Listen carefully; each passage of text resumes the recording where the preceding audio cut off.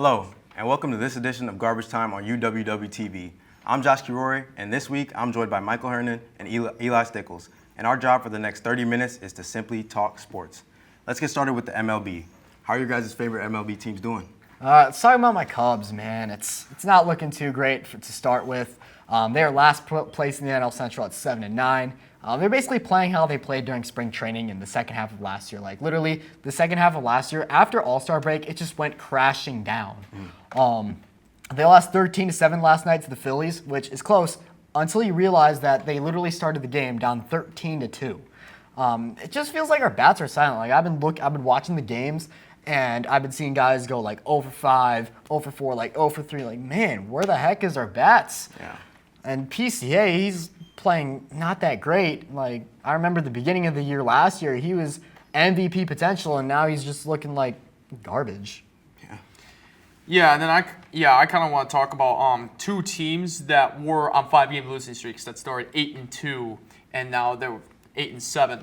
First of all, the Brewers and the Yankees are both of those teams. First of all, kind of want to connect short on the Brewers. They did lose a series to the Red Sox and it just got swept by the Nationals. My thoughts is the bats got to get better. Bottom of the orders got to produce, got to field the ball better, and the bullpen has got to lock themselves too. Nationals played the Brewers very well, but those things need to get better for the Brewers in order to get back in the winning column. Meanwhile, for the Yankees, it just looks like the offense has just gone silent, And they've scored only less than 4 runs all throughout their whole entire losing streak. But the good thing about this is that they did beat the Angels on the Monday night. They did win 11-10, so it looks like that offense is coming back to form. Well, we're going to see, but it's a long season. I think both these two will eventually get back on track. I do trust Pat Murphy, and I do also trust Aaron Boone. Yeah. Well, the Brewers are the team I've been following, so I want to know from you guys first.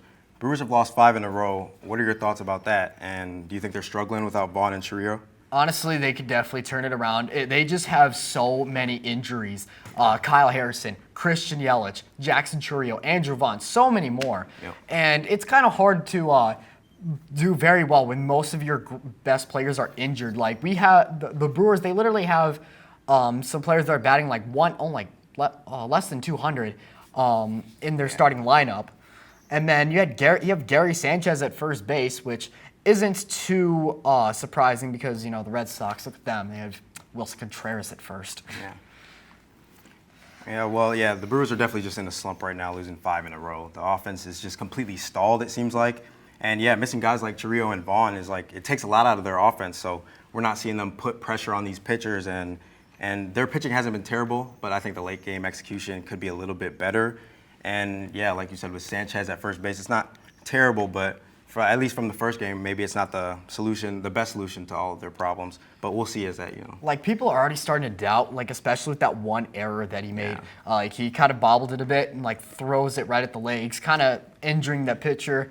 But despite that error, I don't think we should be too hard. I mean, the issue is with sports, we tend to focus on somebody based off their mistakes rather than their successes.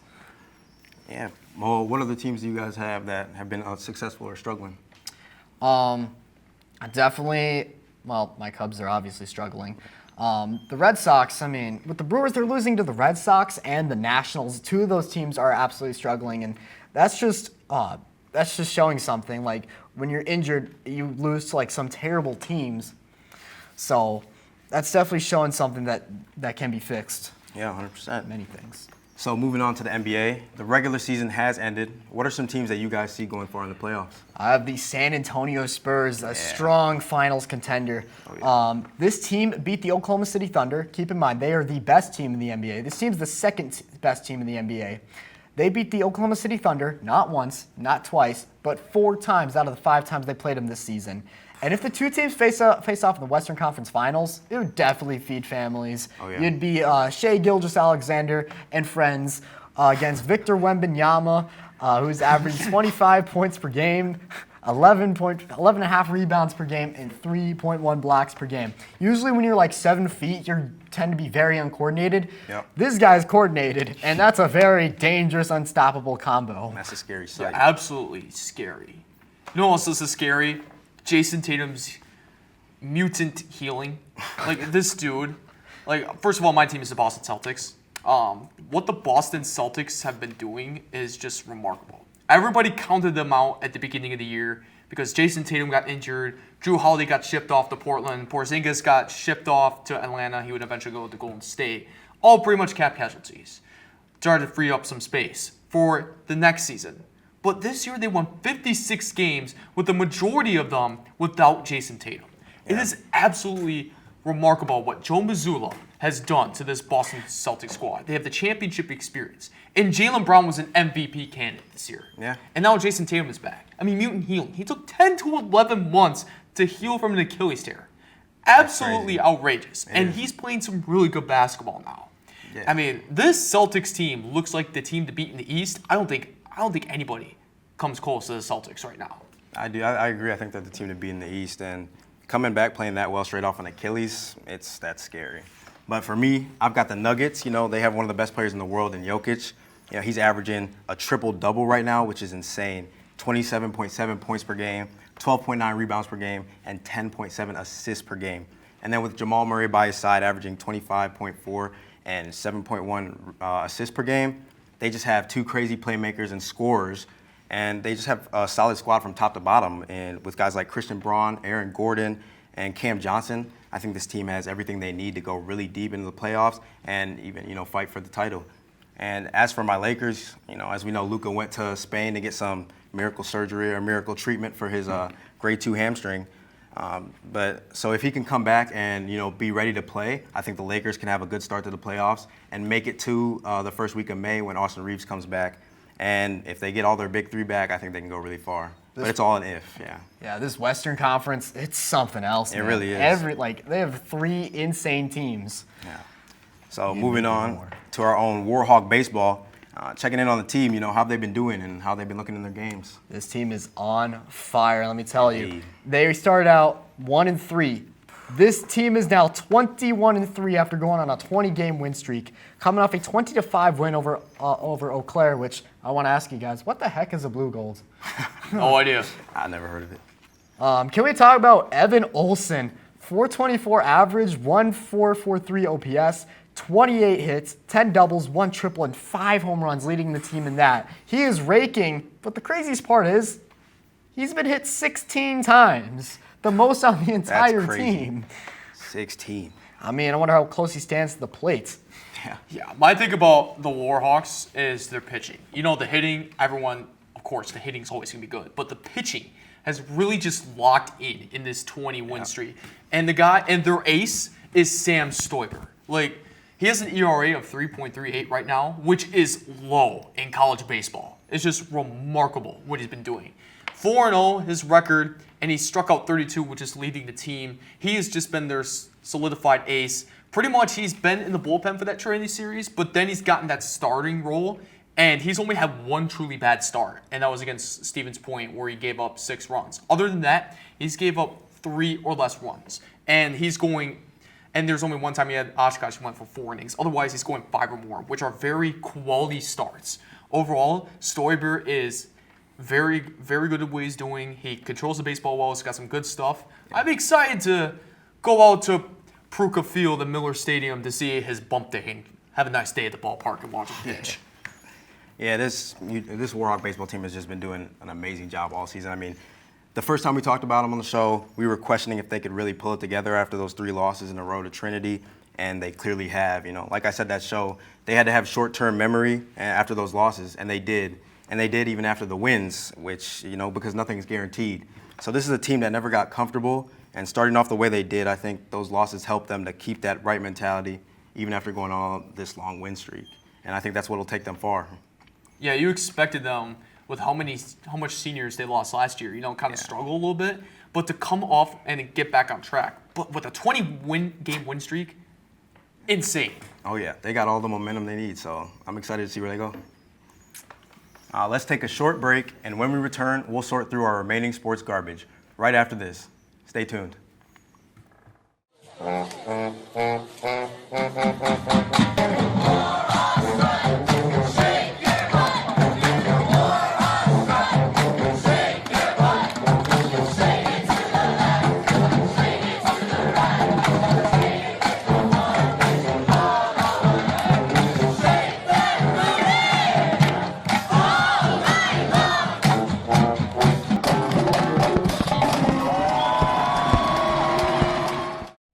to the show. Josh, let's take a look at some highlights from this last game here. What a performance by the UWW-TV staff in this one. Absolutely. Look at this clip. Bree is going to signal for Ryan to cut to camera 2, but instead Ryan's going to cut to 3, and that's where things might take a turn. But hold on a second here. Just when you think it's over, Bree makes the split-second decision and reaches over Ryan to cut to camera 2 herself. And the truck goes wild. Once again, the UWW-TV staff delivers. You can see it. His potential, that is. You see it even when he may not. You see that the things that spark his interest today will in time ignite the things he pursues tomorrow. And ultimately, help him reach new heights. All he needs now is a way to make it happen. We are the Universities of Wisconsin. 13 universities, unlimited opportunity. Here at UW Whitewater Intramural Sports, we have a motto: a sport for everyone and everyone in a sport.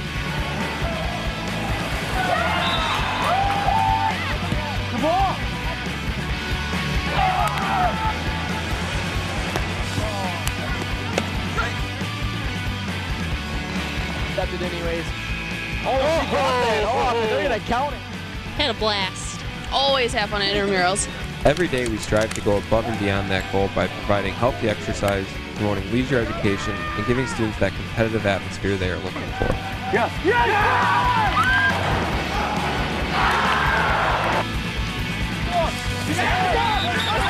It's exciting. Brings me back to those high school days with Friday Night Lights. With our 25 different intramural sports offered, we guarantee that we have a sport for you.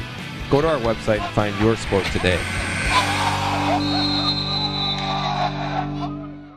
Sports fans, we cheer on our favorite teams at fields, gyms, arenas, and stadiums. But have you ever wondered what it's like to be a referee? Verbal abuse from fans, parents, and coaches is the #1 reason why many referees are walking away. And they're not being replaced quickly enough by new ones. So put yourself in the official shoes, act with respect, and be officially human. Welcome back to Garbage Time on UWW-TV. Let's continue with more sports. Next, we'll be talking about the Warhawks softball team. Checking in on the softball team, how are they doing and how they've been looking in their games? Right now, they're not as great as the baseball team, but still overall solid. 16-8 overall record, 1-1 conference record. I mean, the conference probably does seem to be way tougher than baseball from our perspective. In the last game, they lost 5-3 to La Crosse. But one person I do have, she definitely looks like a power hitter from her statistics here. 281 average, not the highest on the team. 951 OPS, 18 hits, 5 doubles, 1 triple, 3 home runs, the most on the team, 18 RBIs, and a 531 slugging, which is also the highest on the team. Yeah, I've been giving pitchers quite a bit of love. I gave Sam Stoiber his props. Now it's time for Josie Hammond to get her props. What she has been doing for the softball pitching for the Warhawk team for the past 2 years has been incredible. She had a really good sophomore year to start off, and now she's following up with a great junior season. Like, her ERA is 1.41. That is remarkable and just crazy in softball. She has an 8-2 record, and she has 55 strikeouts, which, by the way, that is less or around 30 more than the second placer for the Warhawk team. But Hammond, her worst start was against Carthage, where she gave up 4 runs. Other than that, she's give up less than 2 runs on every outing, and she's going the distance as well. What Josie Hammond has been doing in her junior season here at Whitewater is just remarkable and giving a big boost to this pitching staff. Yeah, 100%. And yeah, I think the team's been solid overall, going 16-8. You know, their offense has really stood out, and a big reason for that is Bella Eggert. She's hitting .446 and leading the team in hits. So there's just consistent production across the whole lineup with all the players we've mentioned and the whole team. And, you know, they've had multiple games putting up big run totals, and so you can see how the offense is carrying them and how they, you know, work off it.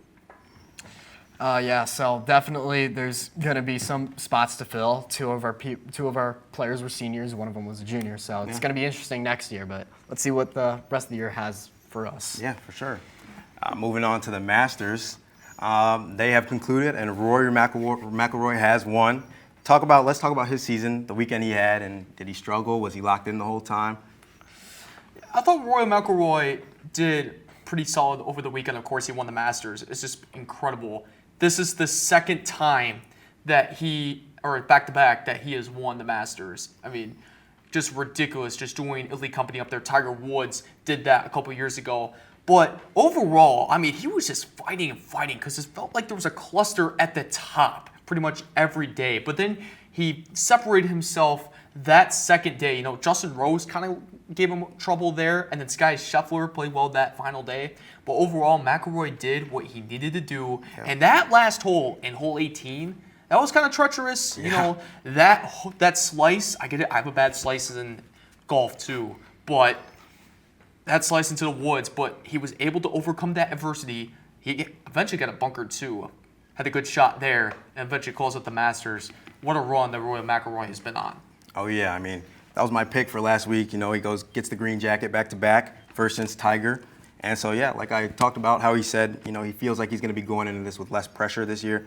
And I feel like we could kind of see that, even though sometimes he lost the lead or lost that, you know, distance he put between him and other players, him being able to still win when it got close, I think that showed also that, you know, he was in a more calm, confident mindset. And yeah, that hole 18 was scary, but he cleaned it up. He got the dub. And yeah, overall, I think he looked locked in. Yeah, Rory almost didn't have it. Scheffler was really close. Yeah. Rory, he had 0 eagles, 8 bogeys, 2 double bogeys, and went 1 over par on day 3.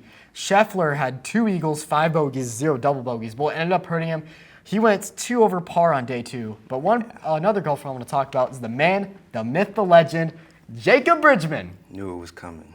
Who? He should stay a myth. He didn't win the Masters, Nope. unfortunately, but he went 2 over par. Finished 41st with 3 others. But you know what? Next year is going to be his year. 40 off number 1. I totally get, you know, he's right there. I think next year that's his year. Green jacket him. Yeah, last year you said he wasn't teeing off on Sunday. He did. Yeah, he proved me wrong. He was not at church Sunday morning. He was on the course. So he got me there. That's true. I'll give you that one. And now that we are near the end of the show today, I want to play a little game with you guys called Is It Garbage? I'm going to give you a topic, and you two are going to tell me if you consider it garbage or not. So starting off, is it garbage letting Doc Rivers go? I'm going to say not garbage, man. This is a huge blessing for the Bucks fans. They've been waiting for this moment to come. Yeah. Under Doc Rivers, they had a 98-104 record. Doc Rivers took them to the playoffs twice this year. They lost in the first round. And then this year, they missed the playoffs, going 32-50. There he goes. Everybody's happy. Yeah. Well, you got to put this into context. What Eli said about it being not garbage, he nailed it there at the point. But I would say, I'm going to give an argument for garbage. This took way too long. There's no way he lasted 2.5 years. He was only there supposed to replace Adrian Griffin as the interim head coach, and for some reason we left him around. Okay, made the playoffs, but okay, we lost to the Pacers. Maybe you can do well next year, full continuity, right? Well, we start off 1-6, 2-8, and 4-9, and I thought that was the moment that it was Rivers' time. Eventually got the squad together, but they just put up an uninspiring performance against the Pacers. It was just horrific. And then a disaster class of this year. It was too late. It was let go way too late. He stayed around way too late. Overall, just not a great tenure for Doc Rivers. Yeah, no, not at all. And I feel like the reason they maybe gave him too much time is, he's Doc Rivers. He's that Hall of Famer. I think that's what ended up hurting them. They kept wishing and hoping that he was going to, make it. So I think it's not garbage at all. And, yeah, this last season was the final nail in the Doc Rivers era coffin. So, next, do you guys think the suspending of Anaheim Ducks defenseman Radko Gudas is garbage or not? Say it's garbage. So let's give you some context here. Yeah. So what happens is he needed Austin Matthews as he was trying to take a shot. He was trying to do a full body check. But what ended up happening is he had his knee fully out, and he needed Austin Matthews. It was knee to knee, and the NHL did see this as intentional. Radko Gudas, he's a 14-year veteran. He had 4 career suspensions before this. This is his 5th career suspension. How long was he suspended for? 5 games. Only 5 games for a dirty hit like this. Yeah. Yeah, and Gudis was the same guy that laid that dirty hit against Sidney Crosby in the Olympics. And now doing it a second time this year against another star like Austin Matthews. Yeah. Austin Matthews is one of the best players in the NHL. And plus, he's a Toronto Maple Leaf at that as well. One of the most prestigious NHL hockey franchises out there. So the fact that he did that to Austin Matthews and only got suspended for 5 games, ridiculous. It should have got more. I mean, he's been doing this for how long now? And especially, you can't do that against a guy like Austin Matthews as well, who's like one of the faces of this league. Yeah. You know, I wrote not garbage, but in the sense of, you know, the ML, or them seeing that as intentional and then only giving him 5 games off, you know, I think that is garbage. But him getting suspended, not garbage at all. You know, it's hockey, it's a physical sport, but, you know, when a hit crosses that line, the league has to take action no matter what. So, and then that knee hit was just nasty to see. It was bad. And Austin Matthews getting a severe MCL tear off it, not garbage for this suspension. And last, is Chris McIntosh stepping down as Badgers AD garbage or not? What do you guys think? I'm going to say it's not garbage. I think this is probably the best for both parties here, both the Big Ten and Wisconsin. It would be interesting to see how Chris McIntosh does as the Big Ten Deputy Commissioner. I'll definitely be interested in that. But the McIntosh, during his time as athletic director, the Wisconsin football program, he fired Paul Chryst in the middle of the season and hired Luke Fickell. Wisconsin football has not been the same since. You know, that 2024 season where they went 5-7 and missed the bowl game for the first time in 23 years. That's just unacceptable for Wisconsin football. Yeah. And men's basketball, I mean, they're still pretty good shape, but I'm just going to say they have not made a Sweet 16 in 9 years. That also cannot happen for as prominent as they are. Yeah. You know, making NCAA tournaments, I mean, that's great, but Wisconsin basketball, like, you're determined to, like, make deep runs in them as well. And plus, volleyball, hockey, those sports have been doing great as well. But, you know, the big money sports, football and basketball, you know, as an athletic director, like, you got to do well in both of those, especially in this NIL era. Oh, yeah, 100%. For me, I'd say it depends on the perspective. If you're doing this from the football team, it's not garbage because, well, what happens is he fires Paul Chryst, they hire Luke Fickell, and you know how that goes. It's not going too well. In 2023, he fires the men's hockey coach and hires Tony Granato, which this is garbage, him leaving because Granato, he brought them to a Frozen Four final, ended up losing 2-1, and then women's hockey and volleyball, they've done very well for themselves as well. Yeah, and I agree with you guys. I don't think it's garbage at all. He wasn't pushed out. He chose to step down for a bigger role in the Big Ten. And so, yeah, it's just a good career move in my eyes. And now the garbage play of the week. What is the dumbest thing in sports that you guys have to rant about? I was watching the Cubs and Pirates game the other day, and let me just tell you, this obstruction call on Nico Horner is garbage, man. Like, first of all, how is that even obstruction? He's not fully blocking the base. Like, O'Neal Cruz could easily get there, and they still called obstruction on him. Sure, he was safe by a mile, but obstruction, that's such a terrible call. Yeah. I'm going to say mine is kind of like a little ticky-tacky, that stuff. The NBA play-in schedule. Tell me why in the world I'm looking at this. It used to be back then, like previous years. You know, you have 8-7 games would be Tuesday night, 10-9 games would be Wednesday night, and then I believe like Friday night, that would be like the 8th place game.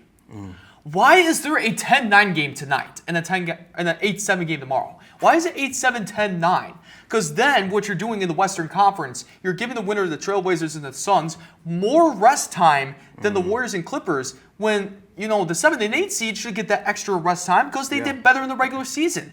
This just makes no sense to me. I know it's ticky-tacky. But I just don't get why you're giving more rest to a 10-9 seed rather than an 8-7. I don't think that's ticky-tacky. I think it's, the 7-8 seed should get the longer rest time. So I agree with you, actually. I hadn't even known that. For me, I think the only thing I have to rant about is just the game today, Barcelona versus Atletico Madrid. You know, it was a great game, start to finish, amazing goals. But I just think some of the calls that I was seeing, you know, they were giving Atletico a call that they didn't call for the same amount of contact from Barcelona earlier in the game. And it was just a few calls here and there. But overall, great game. Sad that Barcelona got sent home. But I think they'll be back again next year, and I think Lamine Yamal will be, he'll be ready to go crazy next year. Yeah. Man, should be interesting. Oh dear. Oh jeez. You're risking all your credibility for Jacob Bridgman. Everybody, you can't trust anything he says from here on out. Let's keep going here. Well, anyway, so I feel like definitely the garbage play of the week was me picking Jacob Bridgman. Probably. Definitely did not compare to McElroy or Scheffler or any of those players in the world. But man, I do feel like he's definitely going to make a run for it next year. I'm willing to bet against that. To find out. Matter of fact, we're going to keep up with the Masters next year, and we're gonna keep an eye on both of our guys at Bridgman. I want to put a bet against that. What do you think? He could improve, but from 41st to 1st. I gotta see a lot. Of course, he's still got the PGA Championship still out there, the Open or the English tournament, or the Scottish tournament, and then you still got the U.S. Open. So still some time. He's got some time but I think he needs to be in the lab for a long time in the off season. He needs to live on the course. Yeah, that would be quite a movie, honestly. Like, could be like American Underdog. It could be like McFarland USA. All those underdog sports movies. It would be crazy. But I did realize you did have like something about like soccer, I think. Mm-hmm. Or did you already talk about that? Okay, you already did talk about it. That was the Barcelona game, Atletico Madrid. It's already crazy enough, but man. Well, thanks, team, but we're out of time today. Stay tuned to UWW TV for more garbage next week. From Eli Stiggles and Michael Hernan, I'm Josh Urori, and this has been Garbage Time on UWW TV.